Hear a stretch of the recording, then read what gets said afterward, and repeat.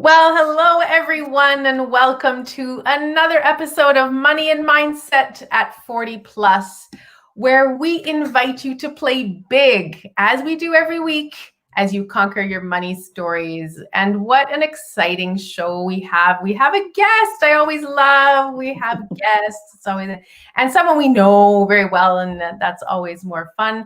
I am Sylvia. I'm Jenny.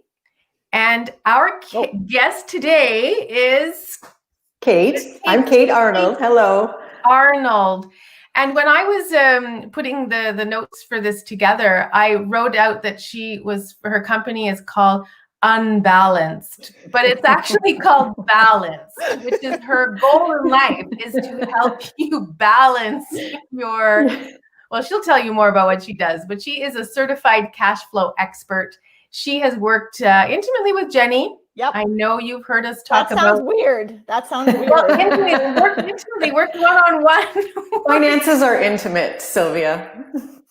Money and finances are intimate, don't we? We were just having this conversation that women don't talk enough about money, and that's why we put this show together, because we've always said that if Jenny and I are talking about it, we can't be the only ones. Yeah. Do you find that too, Kate? People don't talk about money? People don't talk about money, and I'm so glad that you two are talking about it and you're making it fun and accessible for everyone. And we need to talk about it more, because then it reduces anxiety. People get to learn from each other. And particularly as women, it's not a realm we like to step into. So thanks to both of you for talking about it. And yes, it is challenging for people to bring this up as a conversation. Yeah. Oh, Stacy says balanced is better than unbalanced. Oh, right? Yeah.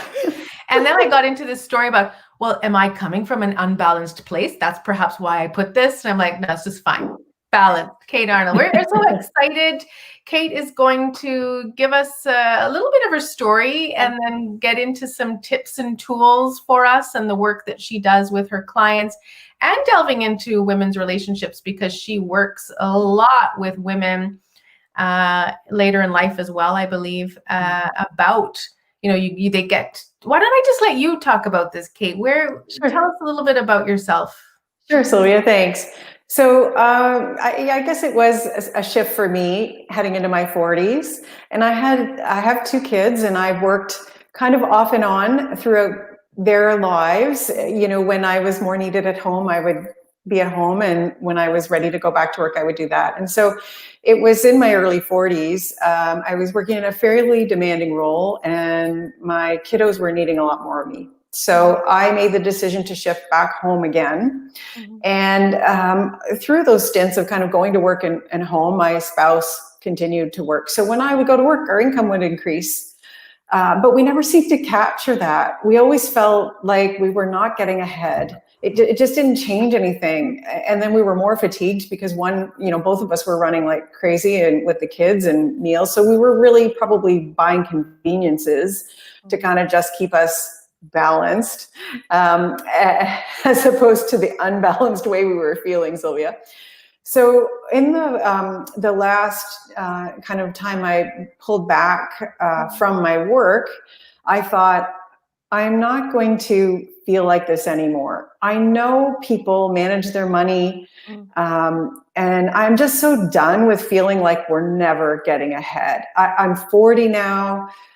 I need to take this seriously. We're going to retire at some point. Our kids will, I'm assuming, want to go to post-secondary. So let's really get on this and just start feeling better about this. Our income was enough.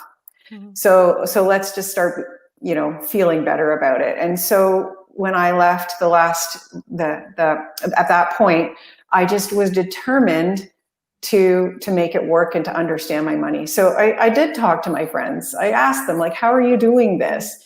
What I found was a lot of people were in the same place that I was. Mm-hmm. Incomes were good. They were living life, spending what they had, and also feeling this anxiety and not understanding how to do the day-to-day. So I kind of figured it out, used some information that I gathered from friends who were successful at it, and put some things in place for myself.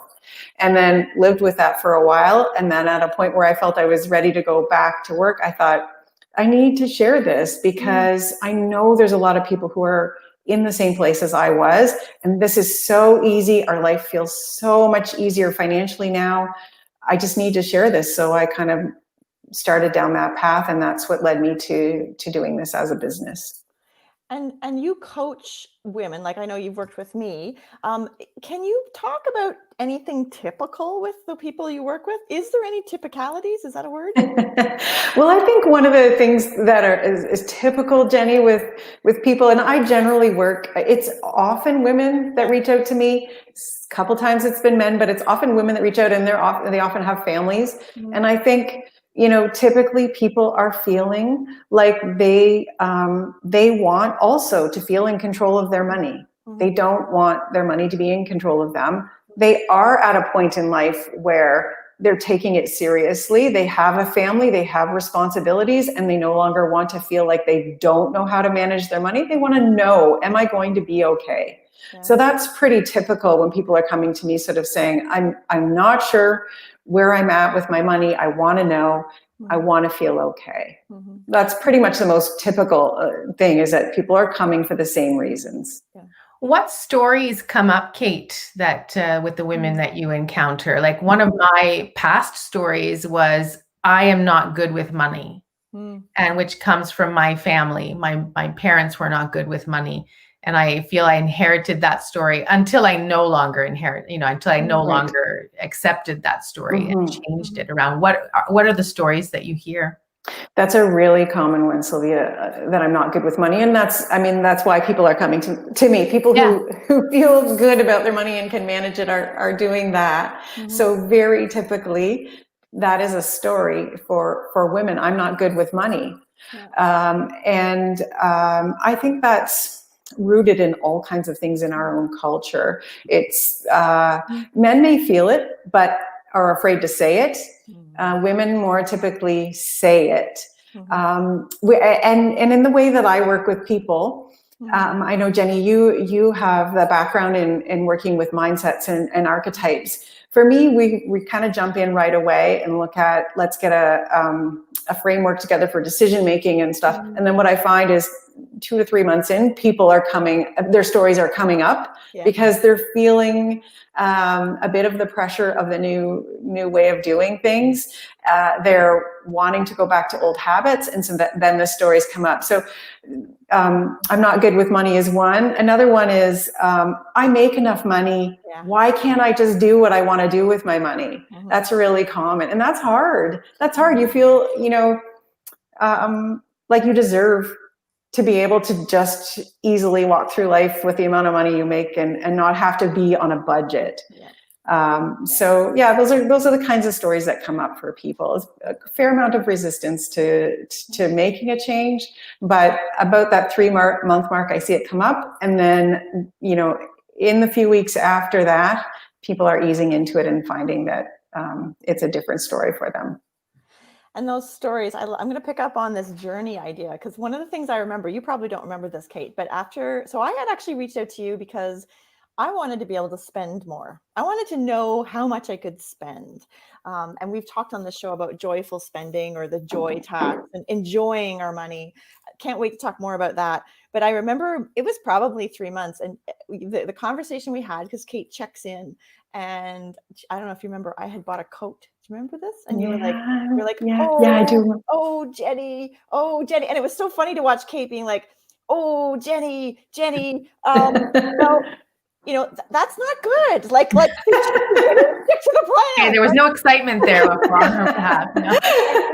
My first reaction, Kate, was actually more like anger, right? Like not anger, but like, who is she to that? And that's where the money story came up for me was, I feel like I'm entitled to this coat. And it was on sale. That was my justification. Anybody listening, just because it's on sale doesn't mean it's in your budget. And I took it to heart. I'd love to hear your side of that same reaction, but I took it to heart, and I looked at the cash flow aspect, and I said, okay, fine. Then I have nothing to spend in that category for 3 months. And I was okay with that. So how did it look on your side? It's funny, Jenny, because when I'm hearing it back from you, I actually feel really bad that you felt judged. It's not my role. That's not my role to judge. So that is very common. Is to say, I want to do this with my money. Why am I getting pushback? And I think the pushback is from yourself, probably, right? Yeah. I had another She person. feels guilty. She Yeah, feels it's the guilty guilt. buying it, right? It's the guilt. I had a similar situation where someone came in and we started out and they said, "Are you going to tell me to sell my sports car?" And, no, we're just going to lay out the decision making for you. It's your decision. But, through that process, if I have to sell it, I will. But are you going to tell me I have to sell it? Yeah. It's not up to me. But what happens is I think the clarity comes when you start putting the processes in place to really understand the impact of your decision. So do you want to sell it or not? What I help to lay out is, what is the impact if you do or you don't? Yeah. So yeah, I don't have a really clear recollection of that. Jenny, obviously it was impactful for you. Let me apologize now. I didn't mean to judge. But what's also interesting is I probably would have taken it very differently. Well, we were in a client relationship, but you were like me. So for me, that peer aspect was really important. I wouldn't have taken it from a financial planner. I said, so I almost did the finger on public television. Did you see that? But I think those moments really solidified my intention. And I said to you, I want to be the kind of person that can get a Starbucks coffee when I want to, and I want to save to be able to do that. So, and I see some comments in the group, and they're feeling the same way. Stacey's saying talking about money with yourself and those you love is so important. And I see my friend Emily, who secretly passed me a book about retiring wealthy. I forget the name of the book exactly. Was it Retiring Debt-Free and Wealthy, and almost like an apology, right? Like, check out this book. So let's open up this conversation. Let's talk more. Can you pick up, Kate, on the idea of women and guilt and money? How does it show up? How do we conquer that? Yeah, that's a really big one, Jenny. And I think, acknowledging it, first off, instead of kind of stuffing it down when you're making those decisions, acknowledging it and follow that. Ask yourself, where does that guilt come from when I make that decision, when I buy the coffee or the coat on sale or whatever? Where's that come from? Because we develop our core beliefs really by about age 7. And those core beliefs, are around any of our beliefs in our life, but particularly with money. And we develop those based on the adults in our lives and how they manage money and what they feel around money. So that guilt may be coming from a place when you were a young kid and things you heard your parents talk about. So just kind of follow that lead and ask, where's that coming from? But there's lots of influences too. I think there's lots of layers there, particularly as women, I'll say, and if we have families and the expectation that, that we make those decisions for other people, we give to other people. And so doing for ourselves is kind of uncomfortable sometimes. I think the other big one too, when we're rounding that corner of 40, what happens for us is we start to recognize, all right, I'm halfway through my working career. If I'm using debt to purchase things that aren't essential necessarily, and I don't really have a plan to pay that off, then you start to recognize, okay, I'm borrowing from my future self. So I'm going to make this hard on myself as I get older, because today I'm using money that's not really mine. So I'm borrowing from me a few years from now. And I think we start to recognize that, even if we can't articulate it. And that's one of the places where the guilt comes in. Yeah. We know we should be doing different things. Yeah, we know we should, but then we don't, right? I mean, I've fallen into that pattern too, with money and feeling a desperation of, I know I shouldn't be doing this, and I think we do that with a lot of things, right? I know I shouldn't have that piece of cake, or I know I shouldn't have that extra drink, but we do it anyway. And I like what you said, Kate, about where does that come from? Are we purchasing that coat or those pairs of shoes or that whatever it is, that coffee, to make us feel good, but it's a Band-Aid. If we really look at it, a lot of our purchases, if they're not conscious purchasing, it's a Band-Aid. We want to feel good in that moment. Now, I can't remember who that author is about, he tells you to to cut out all of your Starbucks coffees and all of those little purchases, because if you add them all up in the, you'll have $1 million by the time you're 65 or whatever it is. Is that the type of work that you tell your clients? Like, should we be cutting out that Starbucks coffee every day? That's a really good question, Sylvia. And that you can really only answer that by looking at your numbers. Right. But ultimately, you have to live for today, because if you get yourself into a plan where you're so restricted, and Sylvia, what you were talking about is feeling restricted. We don't want to feel those restrictions. We want freedom. Yeah. So when I work with people, we identify like what is really important to you. I'll give you an example. I worked with a family, and one of the members of the family had a hobby, and it was fairly expensive, but they were, not going to give up that hobby. And if they were going to agree to going through this plan, then we had to have that in the plan. And it worked out. It was fine. There's no reason why they couldn't have continued that. But we just planned for it. Right. So all the other goals were met, and that still worked out. So that was fine. So that's what we try to do is to say, okay, what's really important to you? Is it the coffee? Is it the hobby? Whatever. And how does that work within what your plan is? And I think that feeling restricted never works. You won't stick to a plan where you're unhappy. You just won't. So it's got to work for you today and make you feel happy about what you're working towards in the future.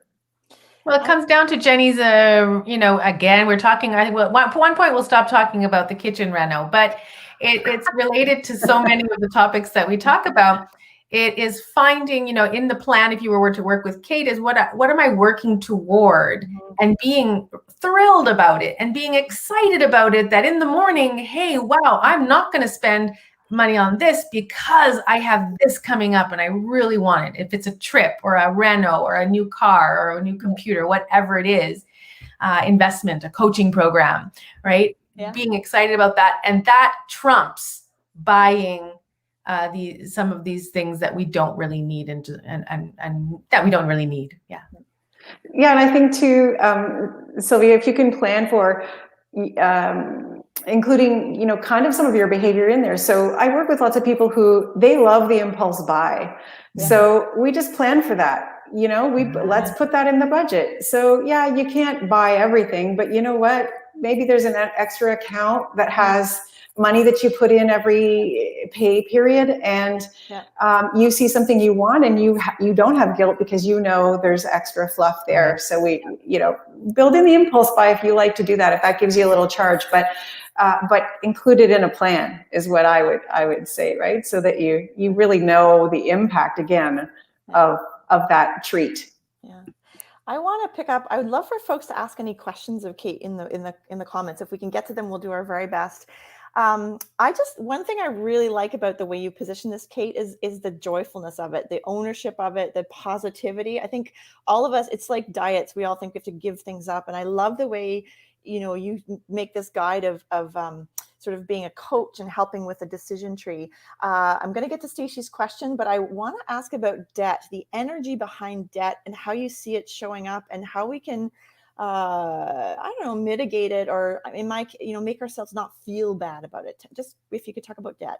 Sure. Yeah, that's very common when people are reaching out to me, is that they've got debt and it's weighing on their mind. Really, they are wanting to not be in debt, but really don't know how to leave that behind. And one of the habits that I see that keeps people in that debt treadmill, we call it, is that the debt has built up, the pay period comes, they take a chunk of cash and put it on the debt, feel a little bit better in the moment because they've paid off a bit of debt.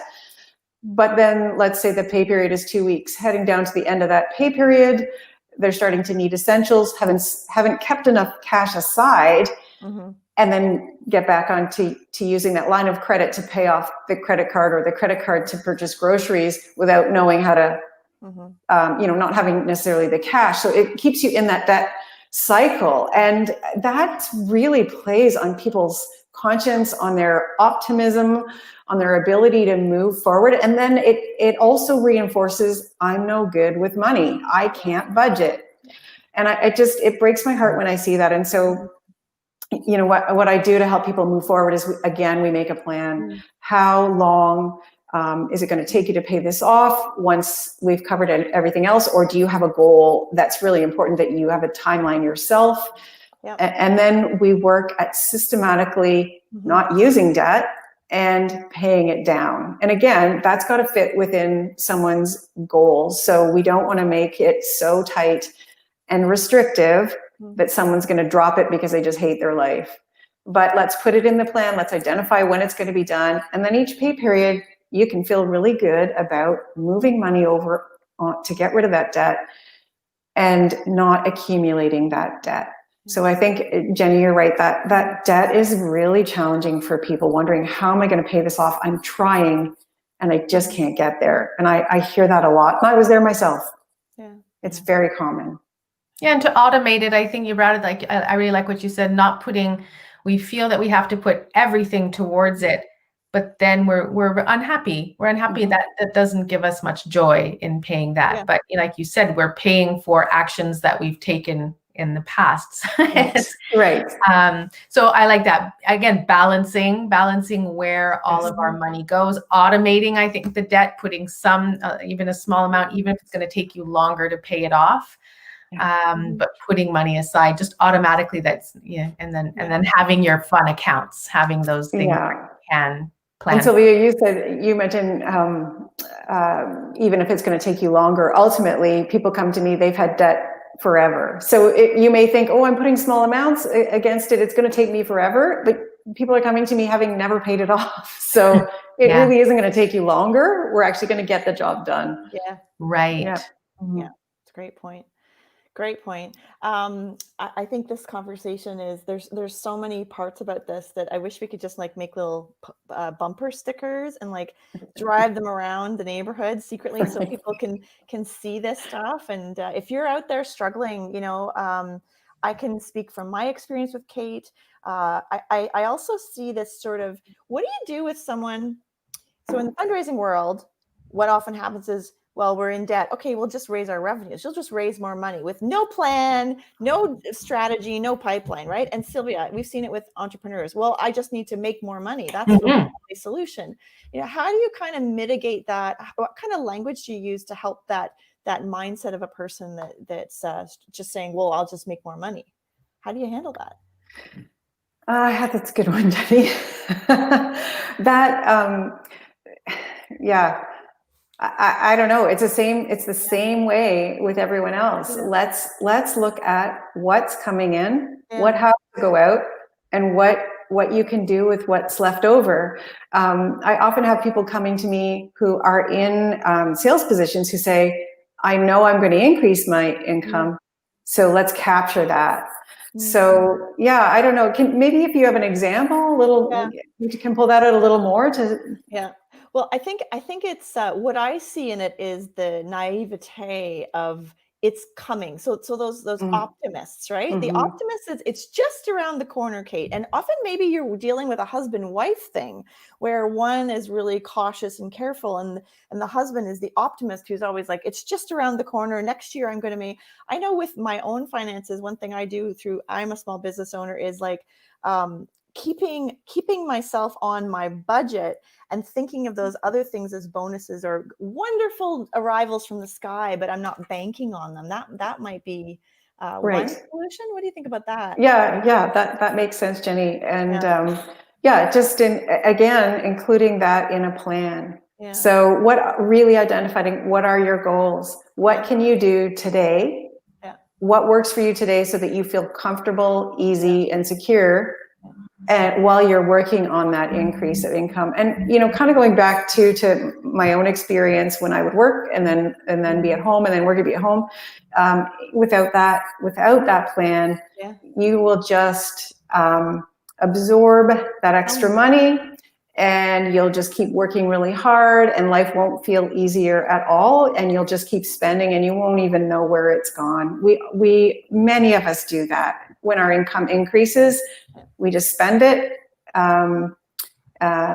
So We don't. Yeah. I remember saying to you, I want to know where my money goes. Do you remember that? Like, I Yeah. don't want it to just slip through and Right. and have it like be a sieve. And Lucy comments about how women earn less on the dollar. Absolutely. That's so important. Like that is such an amazing, it's so real. I mean, a lot of women do not make as much as the men do. And that's just, so budgeting and saving are super important. Yes. And I mean, if you're in a relationship, a heterosexual relationship anyway, women tend to outlive men too. So we have to think about that at later in life when we've retired. We've made less money and we may live longer. So we need to secure our futures as well. Wow. Well, I think with that line, we need to secure our futures as well. I think we're going to hold you there, Kate. I feel like we can have her back, Sylvia. What do you think? Oh my gosh, like we just touched on, I have a lot of other, ideas that coming from this. I was like, I want to ask this, I want to ask this. I know we're on a tight schedule here on Thursdays, but thank you so much. Could you leave us with a couple of your favorite takeaways, tools, tips? Kate? Sure. Yeah, sure, Sylvia. I want to mention that I saw your episode with her name, Pamela George, and I will piggyback on her. I totally agree that it's work. You have to do the work, and so one or two tips or tricks not necessarily going to get you where you want to go, but the starting point is understanding how much money's coming in, how much money has to go out, and then make a plan for what's left over. Yeah, nicely. It's a bit of a spreadsheet. Colleen here always has great insight, and working with somebody, we're getting the help. She got help from financial and bank advisors, that could help her. People like you, Kate, like Pamela, you are there. There are resources there for when we need help. And a lot of us don't like to ask for help. I think but that's an important step. Is we think we can do it by ourselves. I mean, I think I can do everything by myself. But I think at one point we do need to reach out. Yeah. To someone who is not as emotionally invested in your money as you. Oh yeah. Emotionally invested? I can't imagine that. And if they want to connect with you, Kate, they can go to balancedcashflow.ca. Yep. And maybe leave us with one more thought, and then we'll talk about next week. Okay, sure. This one I think is so important for women. I want women to know that budgeting is important. It's not difficult, and you can do it. You can do it. We can do it. We can do it. I feel like I'm Blue's Clues. We can do it. We can do it. We can blow it. Yeah. And anybody who's in their 40s would remember Blue's Clues. But if you're younger, don't worry. It was a great show. Every morning at 5:30 a.m. Steve and Blue. It's not too late. I sometimes feel like, oh gosh, I want to be here and I'm here and it's too late for me. It's already too late. Never. And I have, that's a story I have, right? Oh, I'm too old, but we're not. No. There's so much, like you said, we're going to retire and then, our spouses might die before we do. And we have lots of years before us. We have to plan like there are lots of years before us. Yeah. And as I said, Sylvia, that question I had starting out, was I the only one who by age 40 hadn't figured out how to manage her budget? No. So it's never too late. Never too late. Let's start today. Thank you so much. Yeah. Thank you. Thank you both. And next week, we will have Andra Watchison. Take it away, Sylvia. Tell us more about Andra. Well, next week's guest, today we talked about practicalities and making a budget, saving for projects, and Andra is going to talk about more the spiritual side of money and the stories that we have that may be holding us back. She is a Reiki master. She works with tapping. She has all of these different types of tools. I'm sure she budgets as well, but she's going to be, talking to us about the identities that we have around money and giving us some takeaways. So I'm really excited. We'll be chatting with her next week. Wonderful. A totally different take, but I think they're all important as we talk about money and all of the different ways that all the different tools that we can use to get us really on the path to the abundant life we all want to be leading. Because we want to play big, right, Sylvia? We do. We We wanna do. play big. Whatever You know that what? means for We you. are. We are playing We big. are playing big. I love We it. are. All right. That's all the time we have for today. Thank you so much to all of those folks commenting. Thank you so much, Kate. It's always My a pleasure. pleasure. Anytime. And we'll see everyone next week. Bye-bye. We'll see you all. Thank you so much. Bye.